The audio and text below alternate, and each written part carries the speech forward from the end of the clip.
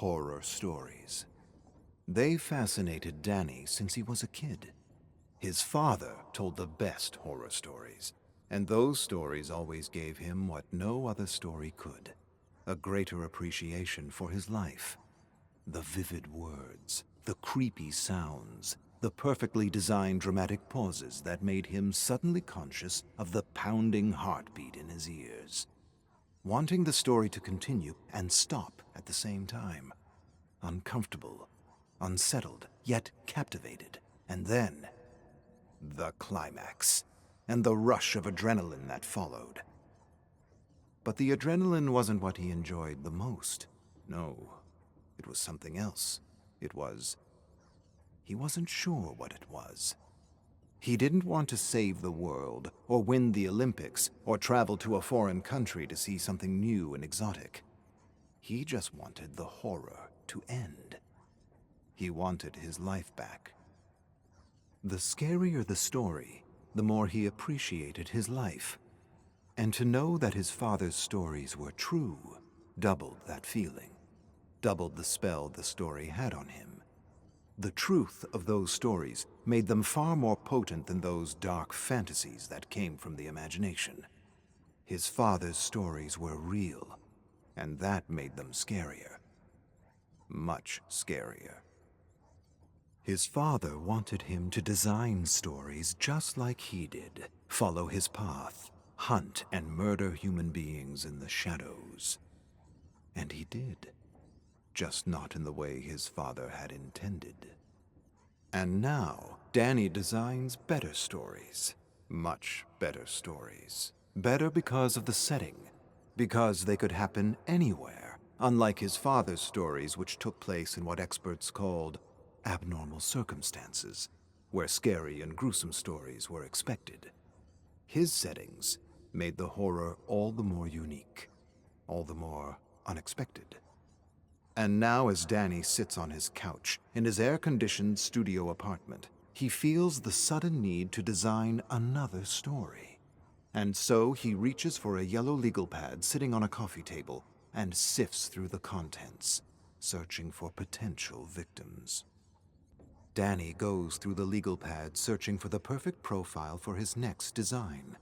What he's looking for is the ordinary, the relatable, the perfect victim that will make his readers think and feel it could have been them. Someone who does everything by the book. Someone who doesn't deserve to die, as if deserve had anything to do with it.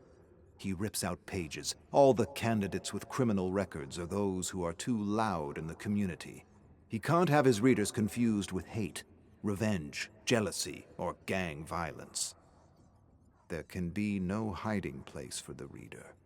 They need to identify with the victim. They need to be able to see themselves in the story, or it fails. It just doesn't work. And as he searches for his one-size-fits-all profile, his fingers fumble over a name. John Michaels. A person with two first names. Fantastic. He glances over his surveillance notes. 9 to 5, award-winning teacher, single, townhouse with a white picket fence. Doesn't really deserve to die. Perfect. John Michaels. A perfect name for the next chapter in his book. Every John and Michael will consciously or unconsciously be drawn to the headline. The name itself will attract a sizable audience, and the story will grip them in the talons of fear, only to release them at the very end. Horror heaped on horror until at the end they're begging for release, begging for their lives back. He laughs to himself as he watches John exit the community college where he teaches anthropology. He took a class in anthropology once, and he remembers the heated debates with his teacher who tried to make him believe in this ridiculous theory of the Homo sapiens, that humanity was an intrinsically curious and intelligent species that evolved toward peace and prosperity with its many civilizations and achievements. Danny argued the opposite. He argued humans were intrinsic killers, killers that evolved to enslave, acquire, destroy, and eventually self-destruct. That the achievements and the civilizations were tools for blood, that the mask of civilization was a facade, a farce, an elaborate design to hide the true face of humanity, the bloody face of horror, as he often liked to call it. The bloody face of horror always found a way to break through the mask. Always. The more we contained and hid the truth, the stronger and more creative it got in breaking free, as if it had a life of its own, a need of its own. They were fun debates. His teacher cited the golden age of prosperity at the turn of the century, and Danny countered with World War I. His teacher talked about the advent of electricity, and Danny talked about the electric chair and the electrocution of an elephant at a festival. His teacher raved about tractors and the Green Revolution, and he raved about tanks and Agent Orange. His teacher pointed to the airplane and all the great opportunities flight brought humanity, and Danny pointed to the bombs. And that was the end of the argument. All that curiosity and inventiveness paid for in blood, and used to shed even more blood. His teacher called these extreme situations, abnormal situations, misuse of human ingenuity. But Danny wasn't convinced. Danny claimed there were more abnormal than normal situations in any given century, including the 20th century. Especially the 20th century. The 20th century saw great advances in knowledge and technology, but not wisdom. Never wisdom. Wisdom always came last, if it came at all. 10 years of blood for every day of peace. That's what his old man said almost every dawn when he'd drop a penny on his bed to check if it was made properly. Stern as steel, hard as a rock, crazy as a loon, but not wrong. Danny wakes up in his black sedan, covered in sweat. He dozed off, and that's not like him. It's the broken air conditioner and humidity making him groggy. He opens his heavy eyelids and cranes his sticky neck to see John through the living room window, getting his horror fix from the late-hour news.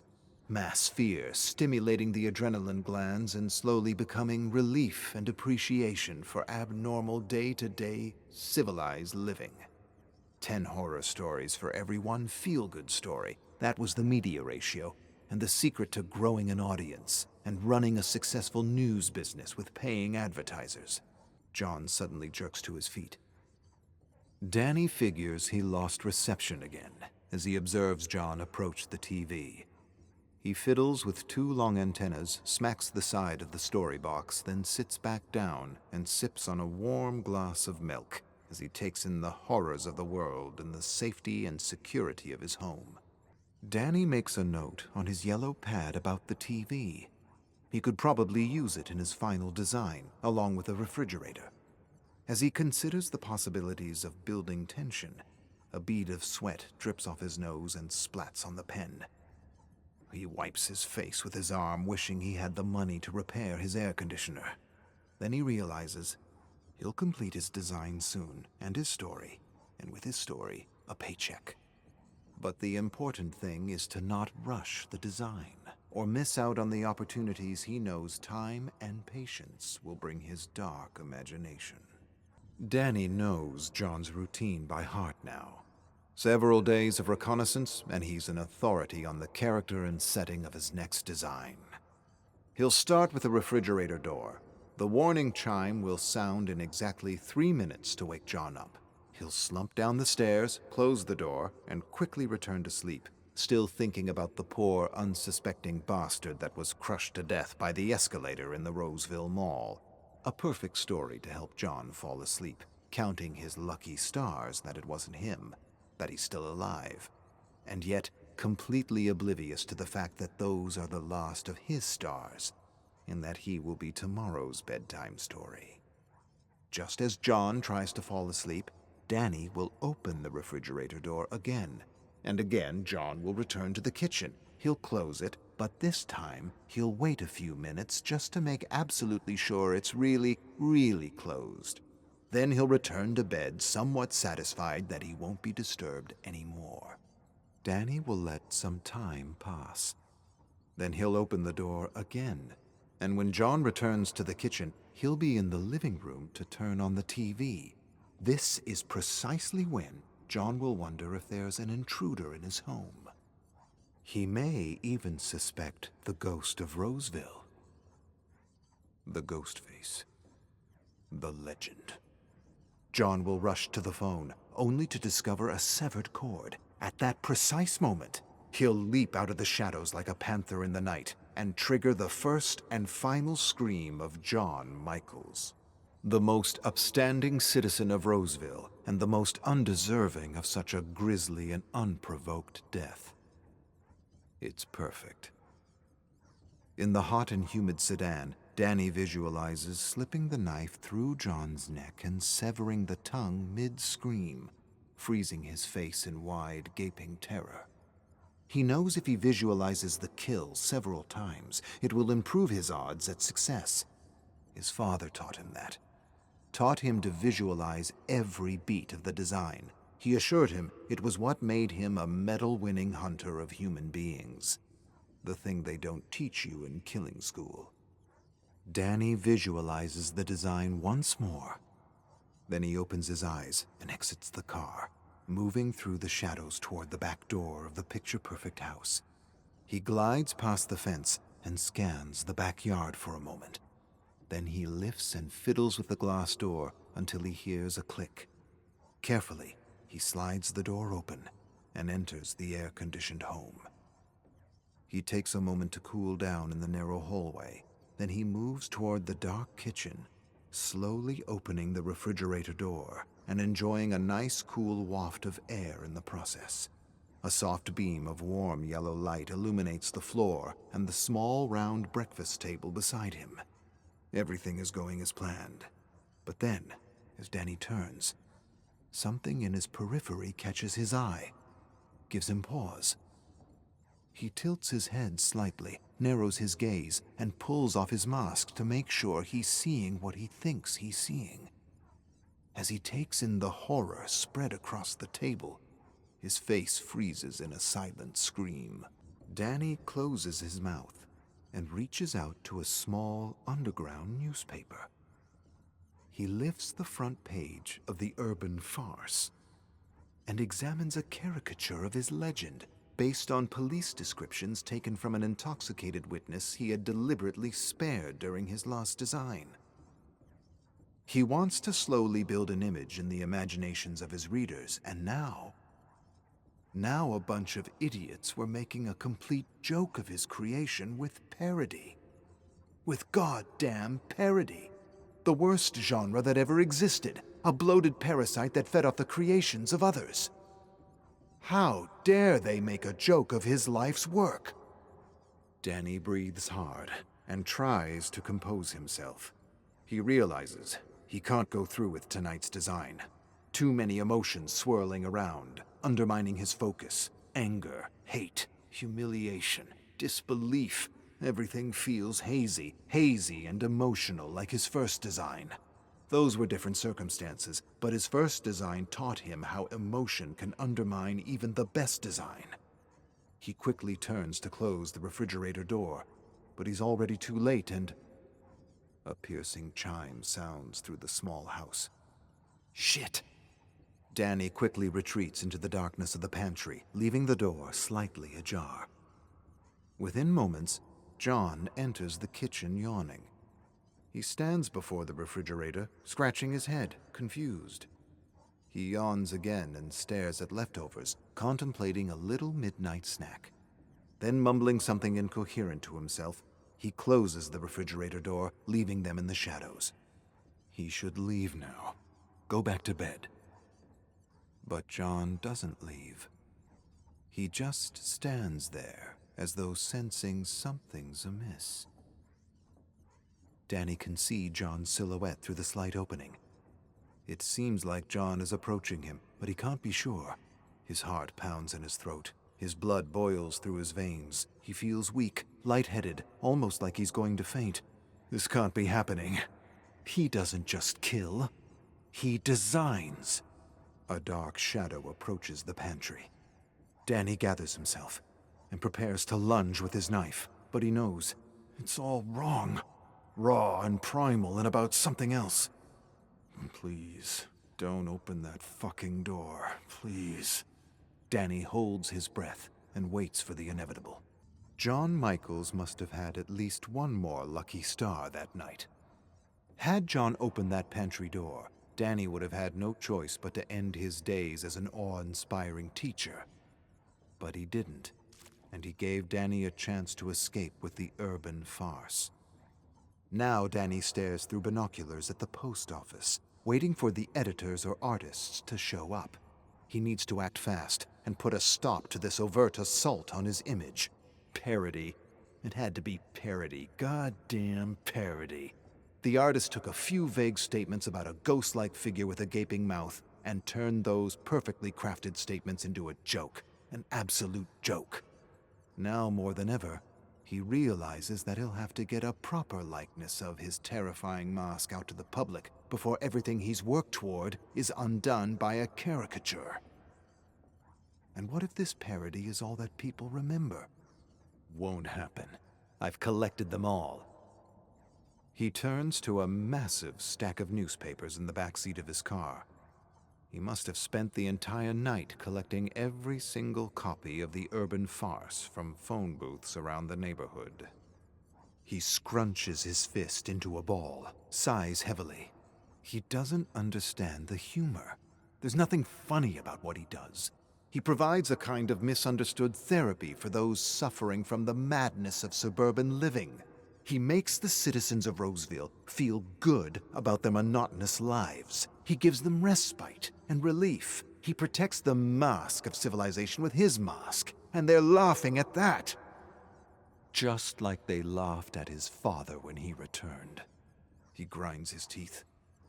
Only trust fund idiots trying to be rebellious would publish this kind of shit.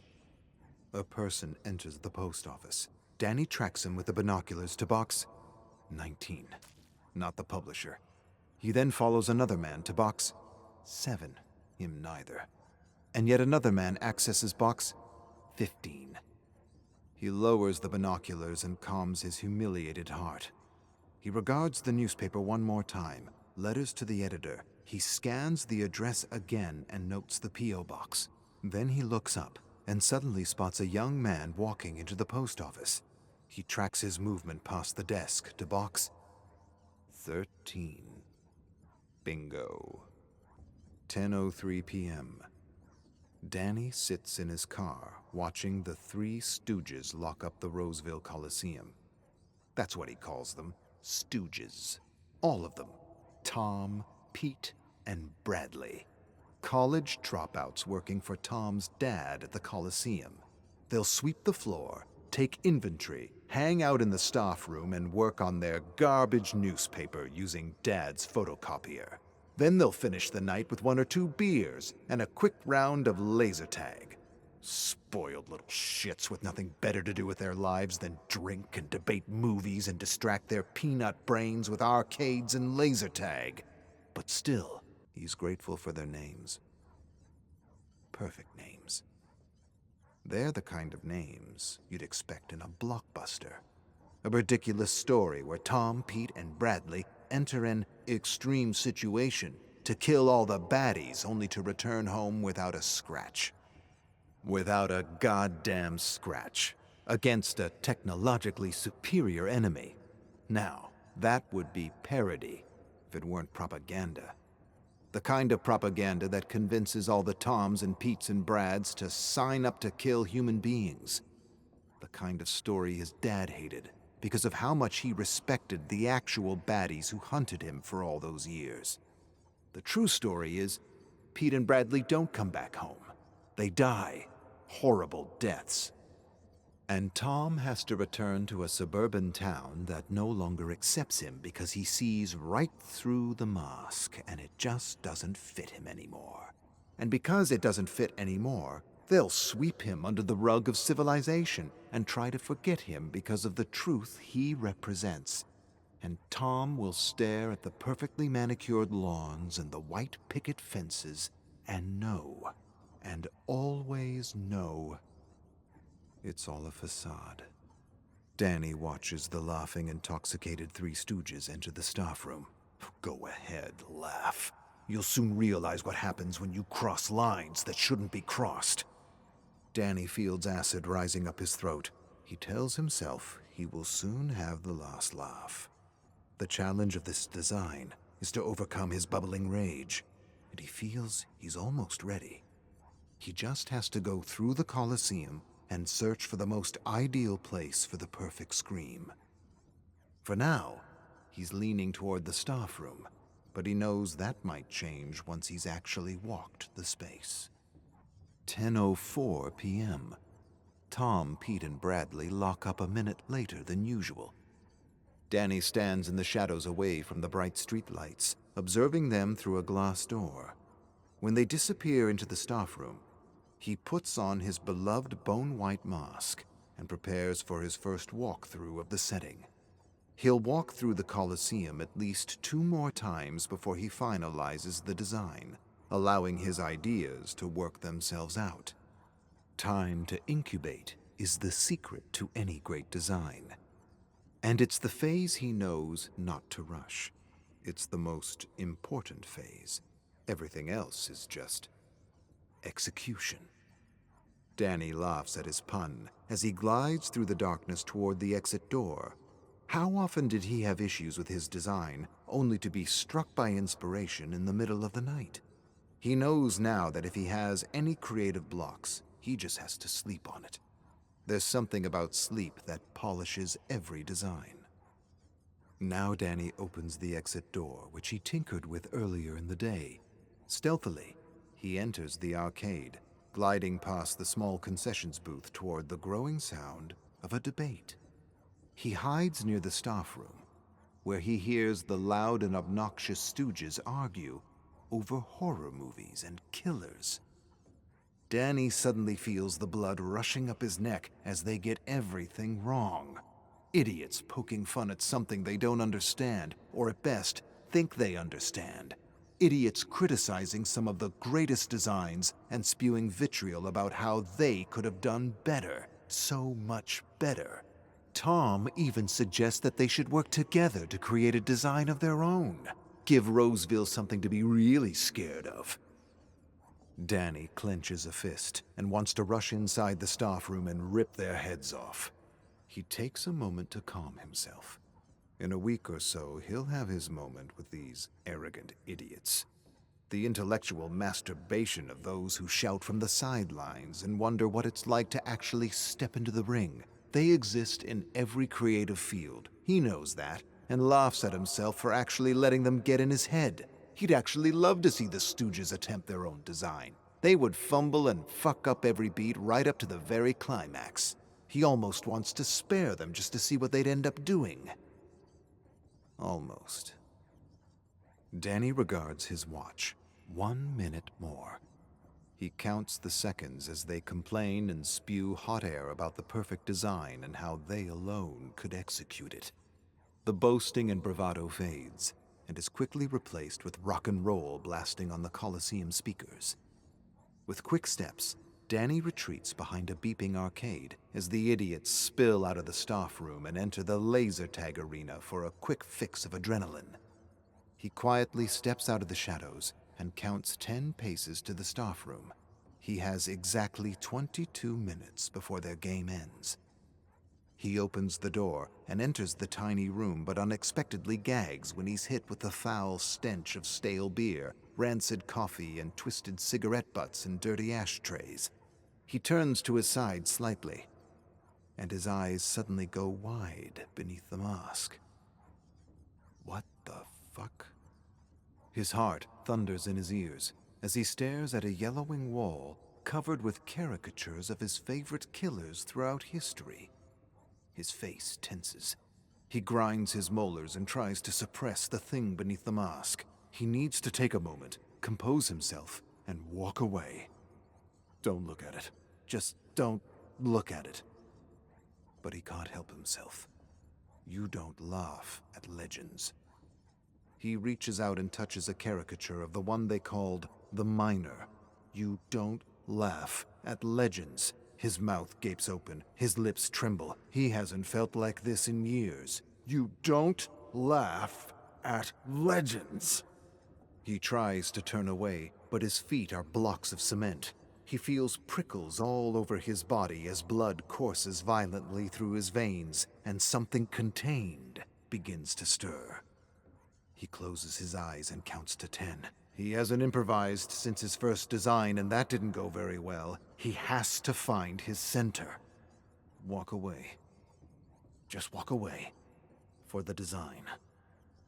He stares up at the wall of parody and takes a deep breath. He closes his eyes and counts down from 10.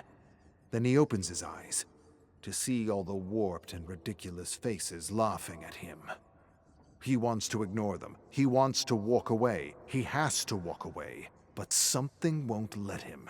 And before he realizes what's happening, the thing contained breaks free. He clenches his fist and smashes it against the wall. Fuck the design. The last 10 minutes are a blur. Everything happened in a flash of emotion. He remembers moments, brief moments. Turning on the strobe lights, cranking up the music, activating the dry ice machine, hunting the Three Stooges in slow motion through the cool, misty arena.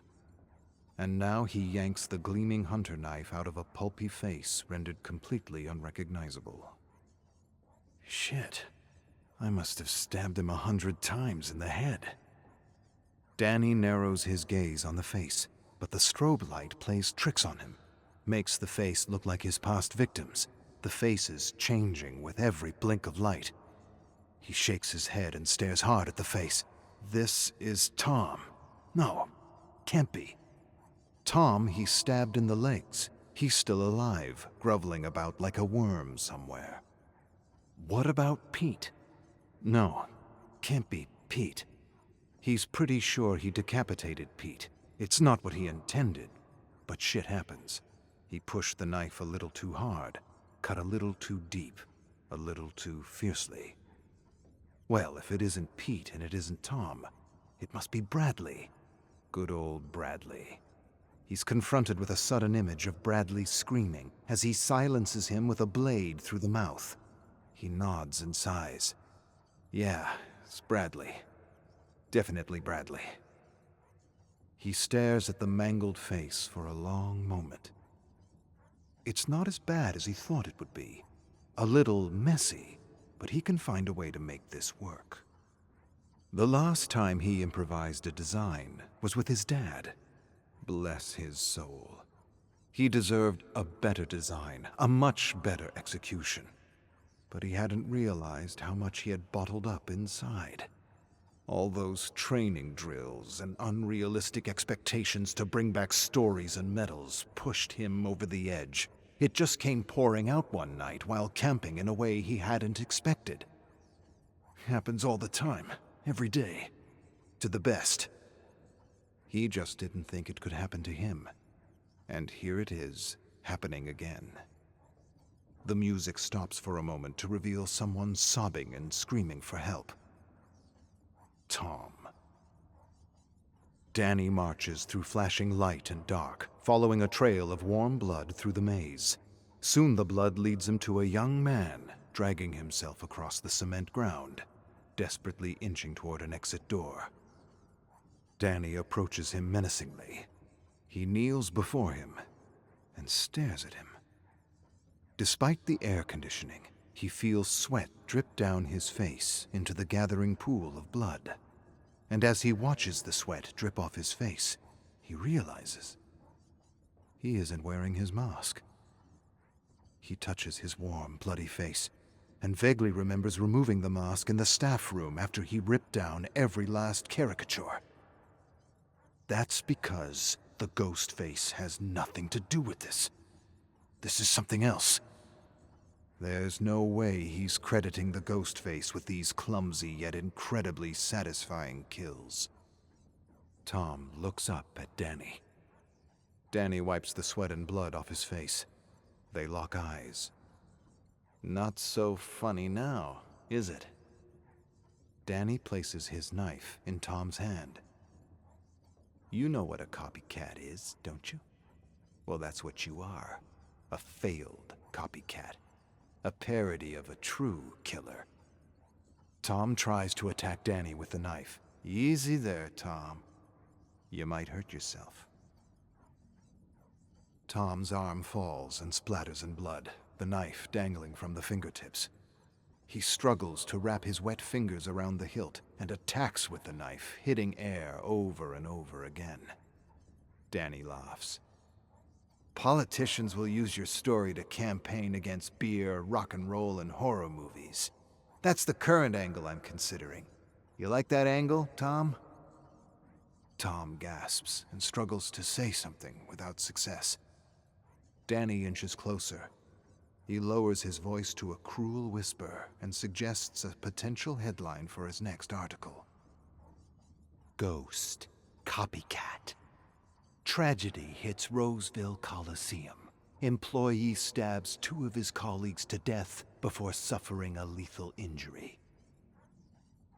Danny considers, then offers an alternative version. Joke taken too far. Tragedy hits Roseville Coliseum. 3 employees die in a prank gone horribly wrong after a night of drinking, rock and roll, and horror movies. Danny tilts his head slightly. He considers both versions of the story. The drinking, rock and roll, and horror movies offer a comfortable scapegoat. It gives readers something to point to, something to blame, a place to hide.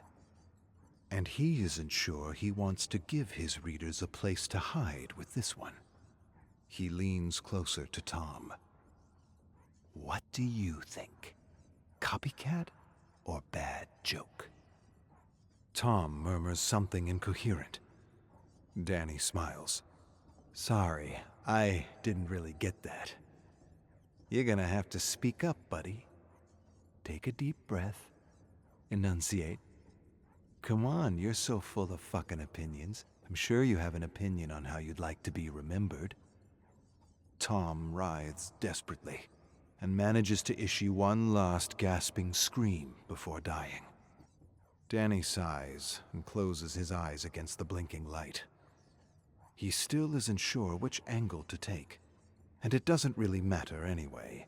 Either version will do its job and scare the good citizens of Roseville into fastening the mask a little tighter before bed, while they count their lucky stars and appreciate their ridiculously insane suburban lives.